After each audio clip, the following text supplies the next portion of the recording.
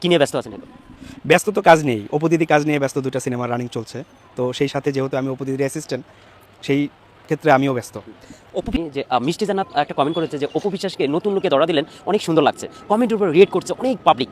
যে জিনিসটা দেখছি, আমি মিষ্টি জান্নাতের ইন্টারভিউ নিয়েছিলাম। মিষ্টি জান্নাত ইন্টারভিউতে বলছে যে অপু বিশ্বাস এত সুন্দর একটা মেয়ে, ওনার সে বিষয়টা কি বলবেন মিষ্টি জান্নাতকে নিয়ে? মিষ্টি জান্নাত আপুকে বলতে চাই, অপু বিশ্বাস ম্যাডাম নতুন সুন্দর না, জন্ম থেকেই সুন্দর। এই একজন মানুষ মিডিয়াতে মানে অথেন্টিক সুন্দর। একটা আছে যে কেউ স্নো ব্যবহার করে, এটা করে সেটা করে। তুমি শুরু থেকে দেখবা যে কোটি টাকার কাবিন থেকে আজ পর্যন্ত সেই অপু বিশ্বাস কিন্তু একই রকম আছে, যেমনটা সিনেমাতে আসছিল। বয়স বাড়ছে কিন্তু মানুষটা কিন্তু চেঞ্জ হয় নাই। তো আমি বলবো যে কমেন্টে বলার কিছুই নাই, অপু দিদি জন্ম থেকেই সুন্দর। আচ্ছা, এই যে অপু বিশ্বাসের সাথে বিভিন্ন জায়গায় যান, অনেক অনেক দর্শকরাই কমেন্ট করে আপনাকে যে আপনার এর আগে একটা ইন্টারভিউতে বলেছিলেন যে অপু বিশ্বাসের যদি জুতা টানতে হয় আমি তাবু টানবো। না, টানবো না।